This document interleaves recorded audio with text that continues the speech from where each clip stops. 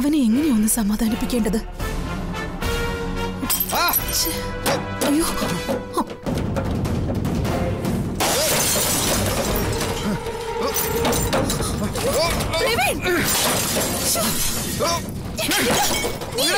ഈ കാണിച്ചു കൂട്ടുന്നേ, നിനക്കെന്താ ഭ്രാന്ത് പിടിച്ചോ? ആ പെണ്ണ് അവിടെ നാട്ടി ഇറക്കി വിട്ടേന് നീ ഇവിടെ കിടന്ന് ഇങ്ങനെ ഷോ കാണിക്കുന്ന എന്തിനാ? ഷോ കാണിക്കുന്നോ? ഇതൊക്കെ എന്റെ ഷോ ആയിട്ടാണോ മമ്മിക്ക് തോന്നുന്നത്? പിന്നെ എന്താ ഇത്? അയ്യോ ഈശ്വര, കയ്യെ മുറിച്ചോ? തകർക്കും ഞാൻ, എല്ലാം തകർക്കും. മോനെ നീ തീർക്കും ഞാൻ അവളെ ഇതുപോലെ.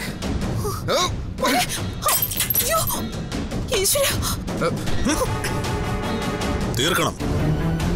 വീട്ടിലെ ചില്ലും പുല്ലും ഒന്നല്ല തച്ചുടയ്ക്കേണ്ടത്, തകർക്കേണ്ടത് ശത്രുവിന്റെ തലയാ.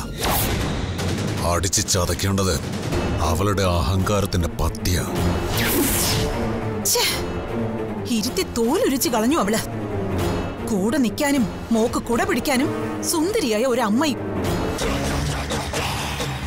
എല്ലാവർക്കുമുള്ള മറുപടി കൃത്യമായി പലിശ സഹിതം അവരവരുടെ അക്കൗണ്ടിൽ ക്രെഡിറ്റ് ആകും പത്മാവതി. എന്റെ പേര് പരമേശ്വരൻ എന്ന, കൈലാസത്തിൽ പരമേശ്വരൻ. എന്റെ മോൻ ഒന്നുകൊണ്ടും പേടിക്കണ്ട. എനിക്കറിയാം എന്റെ ഡാഡിയെ. പകയുടെ മൂന്നാം കണ്ണുള്ള പരമേശ്വരന്റെ മകനാണ്. ഒട്ടും കുറയില്ല ഡാഡിയേക്കാൾ ഈ മോനും.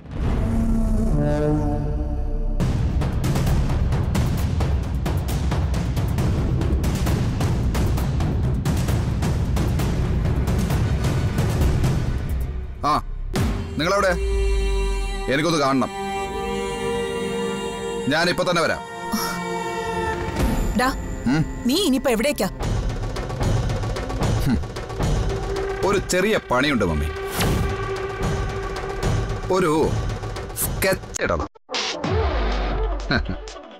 നമ്മുടെ ആനിക്കുട്ടിക്ക് വേണ്ടി.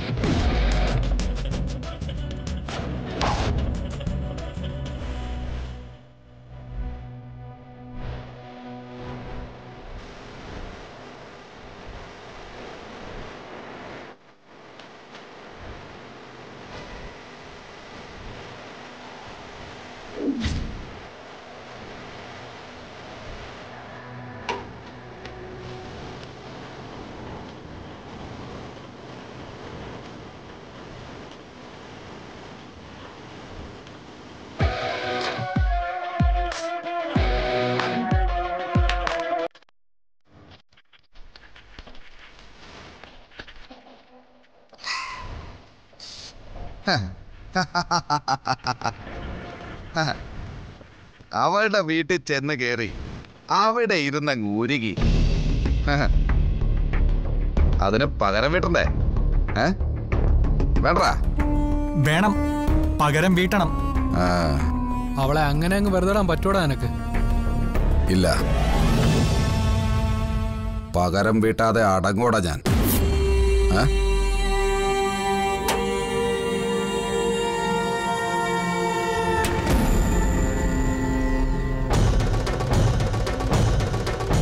ഞരമ്പിൽ ഒഴുകുന്ന ചോരയിൽ ഗൺ പൗഡറിന്റെ ഡെപ്പോസിറ്റ് ഉള്ളവനായി പ്രവീൺ പരമേശ്വരൻ. എന്നെ മാത്രമല്ല, ജസ്റ്റിസായ എന്റെ അച്ഛനെ കൂടിയാ അവൾ അപമാനിച്ചു വിട്ടത്. നീയൊക്കെ കണ്ടോ ഇനി എന്താ നടക്കാൻ പോകുന്നതെന്ന്?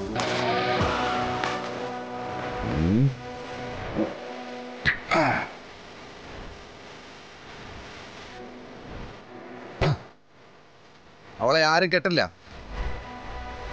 രണ്ട് കാലിൽ നിവർന്നു നിൽക്കാനോ ഡാൻസ് കളിക്കാനോ ഇനി അവൾക്ക് പറ്റില്ല. എന്റെ അഭിമാനത്തിന് പുറത്ത് നടരാജ നൃത്തം കളിച്ചവളാ അവള്.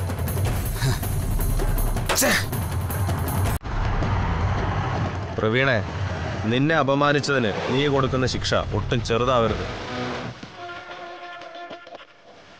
അങ്ങനെ തന്നെ വേണം. എന്തൊക്കെ മാർഗങ്ങളുണ്ട്? സോഷ്യൽ മീഡിയ, നമ്മുടെ മുന്നിൽ കിടക്കുന്ന വിശാലമായ ഓൺലൈൻ സ്പേസുകൾ. പുറത്തിറങ്ങി നടക്കാൻ പറ്റാത്ത വിധത്തിൽ അവളെ അപമാനിക്കണം. അതൊന്നും വേണ്ട. അങ്ങനെയൊക്കെ ചെയ്തു കഴിഞ്ഞാൽ പുലിവാലാകും, കേസാവും. നാളെ അതെന്റെ ഡാഡിയെ കൂടെ ബാധിക്കും.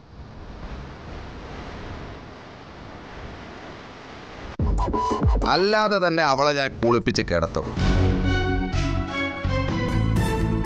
കാണാൻ പോകുന്ന പൂരം പറഞ്ഞറിയിക്കേണ്ട കാര്യമില്ലല്ലോ.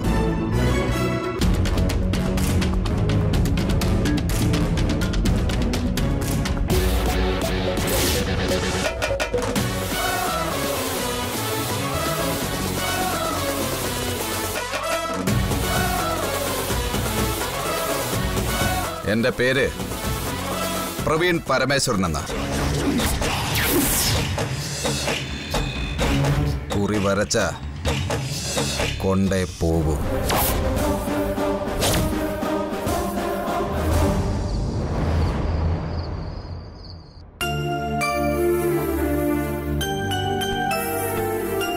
അനുവിന്റെ കല്യാണം ഇനി വെച്ച് താമസിപ്പിക്കണ്ട. ഇപ്പൊ തന്നെ ആ ജസ്റ്റിസിന്റെ വീട്ടുകാർ വന്നു. നമ്മളായിട്ട് ഇനി മുന്നിട്ടിറങ്ങി ഒരു ആലോചന കണ്ടെത്തണം. നന്ദേട്ടൻ എന്താ മോളുടെ കാര്യത്തില് പെട്ടെന്നൊരു ആദ്യം ഭയമൊക്കെ? അതല്ലടോ, തിരുമേനി പറഞ്ഞത് നമ്മുടെ മനസ്സിലിങ്ങനെ തികട്ടിക്കൊണ്ടിരിക്കുകയല്ലേ. വിശ്വാസമെന്നോ അന്ധവിശ്വാസമെന്നോ എങ്ങനെ വേണമെങ്കിലും പറയും. മാത്രമല്ല, ആ ജസ്റ്റിസിന്റെ മകൻ അത്ര നല്ല പുള്ളിയല്ല. ഞാനത് അന്വേഷിച്ചറിഞ്ഞു. നാളെ മോൾക്ക് നല്ലൊരു ആലോചന വന്ന ഏത് രീതിയിലും മുടക്കാൻ അവർ ശ്രമിക്കുകയും ചെയ്യും. അതിന് നമ്മുടെ മോളെ പറ്റി എന്തേലും പേരുദോഷം ഉണ്ടെങ്കിലല്ല നന്ദേട്ടാ.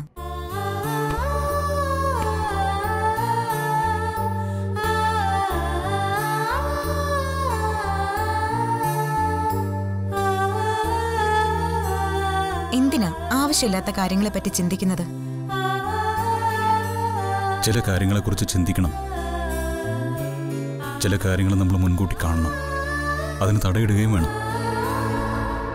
നന്ദേട്ടൻ പറയുന്ന കാര്യങ്ങളിലെല്ലാം എന്തോ ഒളിപ്പിച്ചു വെച്ചിട്ടുള്ളതായിട്ടാ എനിക്ക് തോന്നുന്നത്.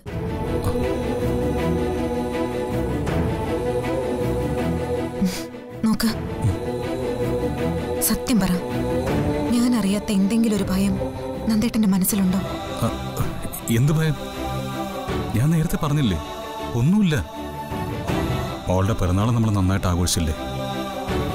ഇനി അതിലും നന്നായിട്ട് അവളുടെ കല്യാണവും നടത്തണം. ഒരച്ഛൻ എന്ന നിലയിൽ എൻ്റെ വലിയൊരു ആഗ്രഹം കൂടിയാണത്. നമ്മുടെ നിലയ്ക്കും വിലയ്ക്കും ഒത്ത നല്ലൊരു ചെറുപ്പക്കാരൻ്റെ കയ്യിൽ അവളെ ഏൽപ്പിക്കണം. 18 വർഷം അവൾ നമ്മുടെ കൂടെ ജീവിച്ചെങ്കിൽ ഇനി ഒരു ജന്മം മുഴുവൻ അവൾ ജീവിക്കേണ്ടത് മറ്റൊരു വീട്ടിലാ. ഓരോരോ വാർത്തകൾ കാണുമ്പോ പേടിയാ. എങ്ങനെയുള്ള വീടായിരിക്കും, എങ്ങനെയുള്ള ആളുകളായിരിക്കും എന്നൊക്കെ. അങ്ങനൊന്നും പേടിക്കണ്ട.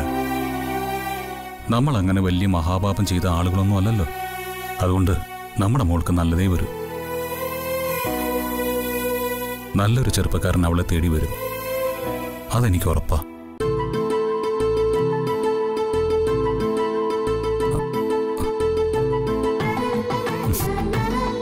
എടോ,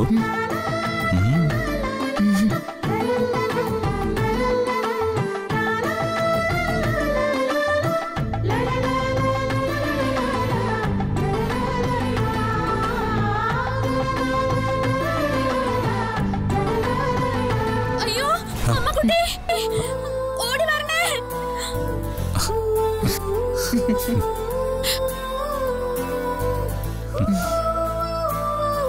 താൻ ചെല്ലും മോളുടെ അടുത്തേക്ക്.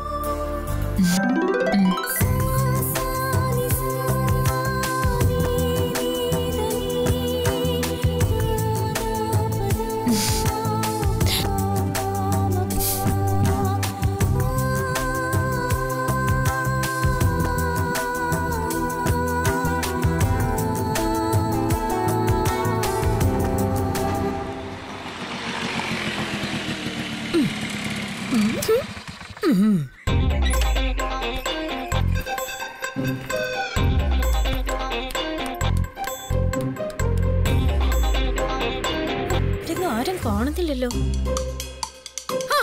ശങ്കരിയമ്മച്ചി, ഞാൻ അറിഞ്ഞു കേട്ടോ പുകിലൊക്കെ. എന്താ? എന്നാലും ഞാൻ ഇത്രയും പ്രതീക്ഷിച്ചില്ല. ഭയങ്കരം തന്നെ. എന്താ പങ്കജം? എന്നാലും വീട്ടിൽ കയറി വന്ന വന്ന ജഡ്ജിയോട് അങ്ങനെയൊക്കെ പറഞ്ഞെന്ന് കേട്ടപ്പോ ആ അത് നീ അറിഞ്ഞോ? എവിടൊക്കെ എത്തിച്ചു? ഞാൻ എങ്ങും എത്തിച്ചില്ലേ. ഉവ്വ ഉവ്വ. സത്യം എന്റെ ശങ്കരിയമ്മച്ചി, ഇത് പഴയ കേരളം ഒന്നും അല്ല. കല്യാണം വേണ്ടാന്ന് പറഞ്ഞ പെണ്ണിനെ വീട്ടിൽ കേറി വന്ന് പിഷ്ക പിഷ്ക പിഷ്ക പിഷ്ക വെടിവെച്ച് കൊന്ന നാടാ ഇത്. അതെല്ലാവരും ഒന്ന് ഓർത്തിരിക്കുന്ന നല്ലതാ. ജഡ്ജിയുടെ മോനല്ലേ, കയ്യിലൊരു തോക്കെങ്കിലും ഉണ്ടാവാതിരിക്കോ? അല്ലെങ്കിൽ അച്ഛന്റെ കയ്യിലുള്ള ചുറ്റിക ടിഷ്ക ടിഷ്ക അതെങ്കിലും എടുത്തോണ്ട് വരില്ലേ?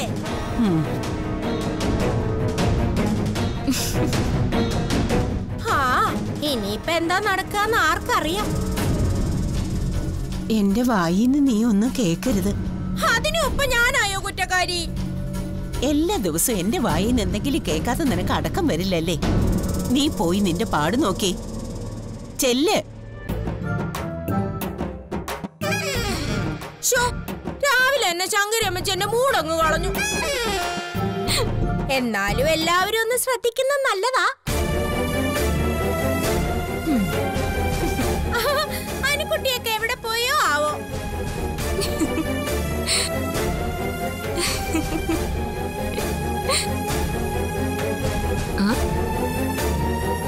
അമ്മക്കുട്ടി എന്താ പേടിച്ചു പോയോ പങ്കു ചേച്ചി പറയുന്ന കേട്ടിട്ട്?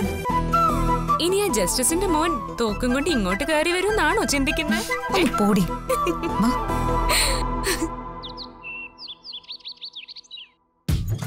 അങ്ങനെയാണെങ്കിൽ സൗദിയിലേക്ക് നാളെ ഒരു 10 പേരെ ഒപ്പിച്ചേരട്ടെ.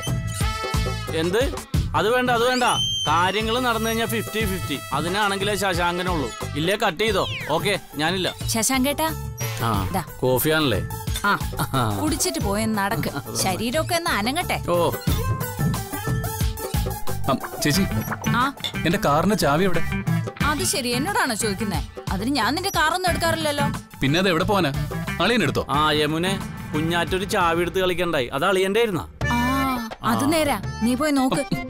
എന്തൊരു കഷ്ടമായത്. അല്ല, ഓടാൻ പോകുന്ന നിനക്കെന്തിനാ കാറിന്റെ ചാവി? നേരം വൈകി, എനിക്ക് പെട്ടെന്ന് പോണം. ചേച്ചി പോയിട്ട് അതിങ്ങ് എടുത്തിട്ട് വന്നേ. എനിക്ക് സൗകര്യമില്ല. ചേച്ചി,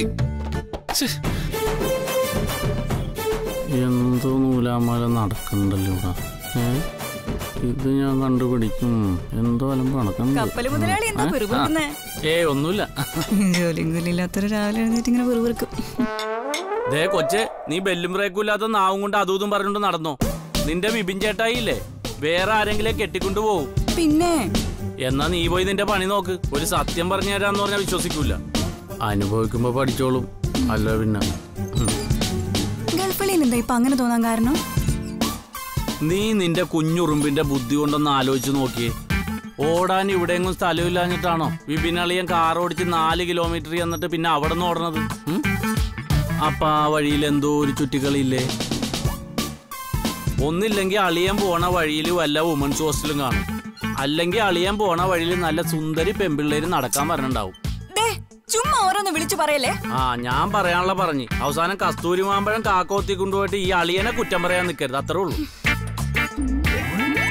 വിപിനേട്ടാ, ഞാനും വരുന്നു ഓടാൻ. ഇത് പുതുമയാണല്ലോ. പുതുമയുള്ള കാഴ്ചകൾ എന്തെങ്കിലും വഴിയിലുണ്ടോന്നൊന്ന് അറിയണല്ലോ. നിനക്ക് വേറെ പണിയൊന്നുമില്ലേ? ഒന്ന് പോയേ.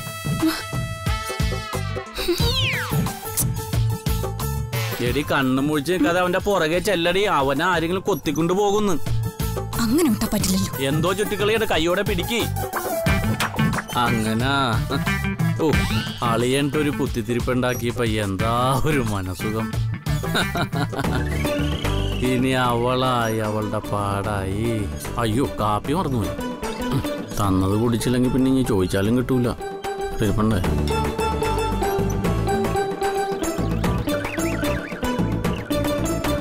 യമുനെ, എടീ കാപ്പിയുടെ ചൂടാറി പോയിട്ടാ. വേണമെങ്കിൽ അത് കുടിക്ക്, ഇല്ലെങ്കിൽ ചൂടുവെള്ളം ഒഴിച്ചു തരാം. വേണ്ട, ഇത് തന്നെ കുടിച്ചോളാം.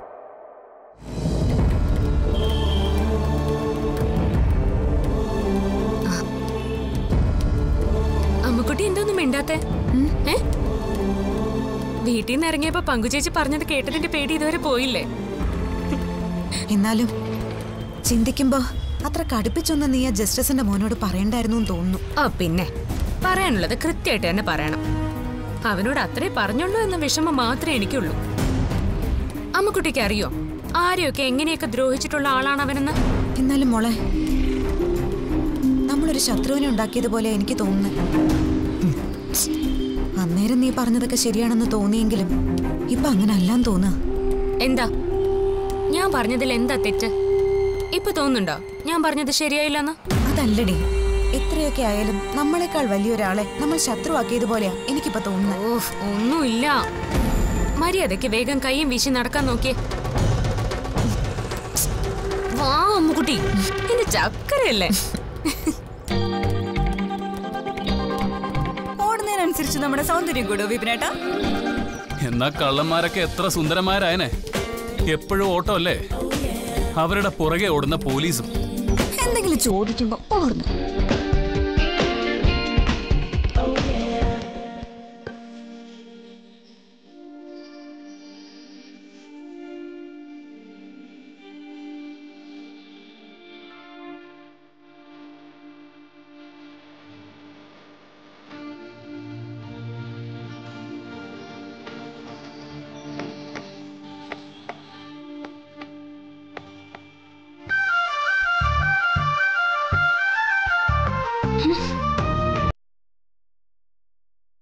നല്ലൊരു കുട്ടി അല്ലേ? അയ്യോ, അറിയില്ലേ സുന്ദരിക്കോതകളെ? വലിയ ആട്ടക്കാരികളാ. മോൾ എന്റെ കോളേജിലാ. അതെയോ? കൂടുതൽ അറിഞ്ഞിട്ട് ഇപ്പൊ എന്ത് വേണം? അവളുടെ ജാതകവും പഞ്ചാംഗവും ഒക്കെ ഞാൻ ഒപ്പിച്ചു തരാം, മതിയോ?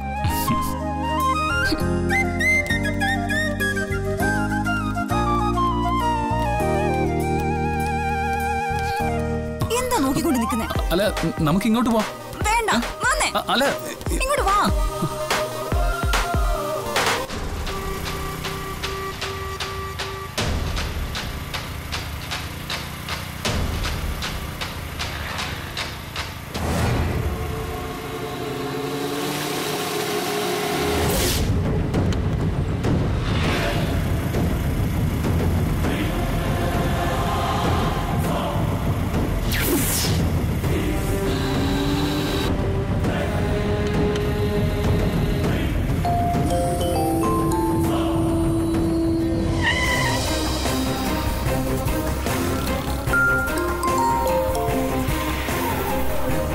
ഹലോ, എന്തടി? ആ നേരത്തെ വന്നോണ്ടിരിക്കുക. ഒരു 5 മിനിറ്റ് ഒന്ന് വെയിറ്റ് ചെയ്യ. ശരി.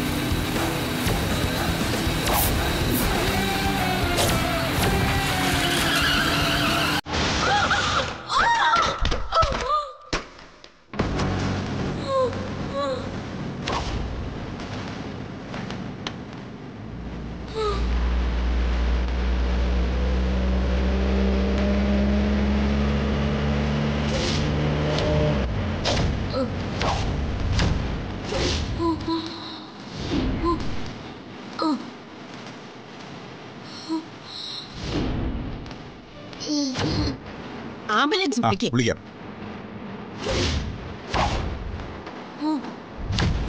ആ വണ്ടിക്കാരെന്നാലും നിർത്താതെ പോയല്ലോ. ഇതിന് ആശുപത്രി കൊണ്ടുപോണ്ടേ? വേണ്ട വേണ്ട, ഇത് പുലിവാലി കേസാണ്. നിങ്ങൾ പോലീസുകാരെ വിളിക്കേ. ഹൈവേ പെട്രോളിനെ വിളിച്ചിട്ടുണ്ട്. പോലീസ് ഇപ്പൊ വരും. നമ്മൾ തൊട്ടാ പുലിവാല. എന്തൊരു ഇടിയായിരുന്നു. അനുകുട്ടി, നിന്നെ ഞാൻ അഡ്മിറ്റ് ചെയ്തിരിക്കുന്നു. ICUലല്ല, മോർച്ചറിയിൽ.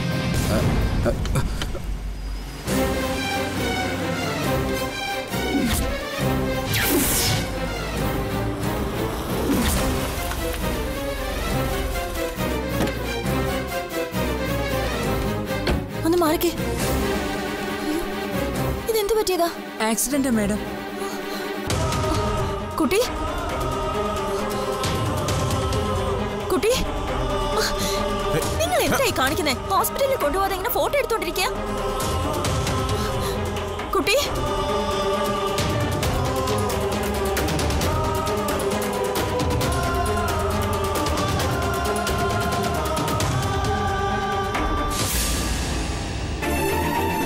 കുട്ടി ആരെങ്കിലും ഒന്ന് ഹെൽപ്പ് ചെയ്യോ?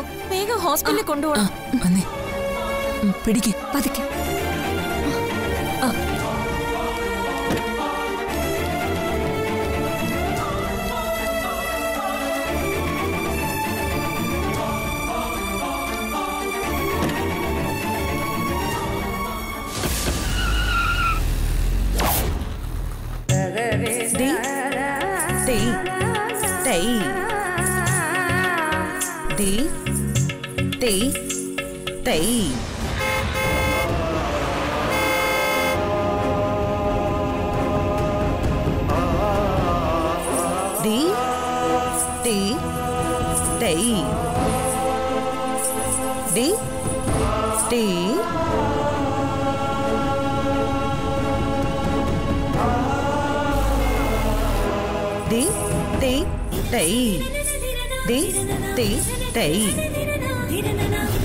ചേച്ചി തലയൊന്ന് താങ്ങി പിടിച്ചോണേ. ആ പിടിച്ചിട്ടുണ്ട് മാഡം. ചേച്ചി ദാ ആ മുറിവില് ഈ കോട്ടൺ വയ്ക്ക്. ബ്ലഡ് നന്നായിട്ട് പോകുന്നുണ്ട്.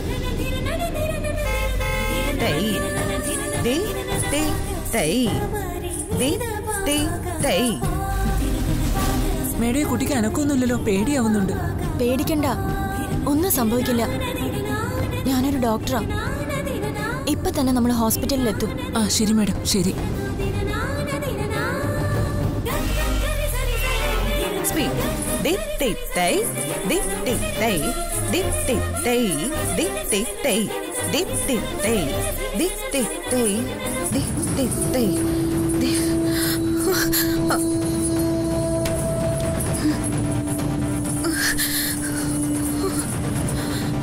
എന്താ മിസ്സേ?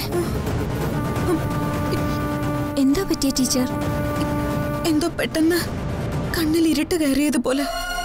ഗൗരി, ആ വെള്ളം ഇങ്ങെടുത്ത്.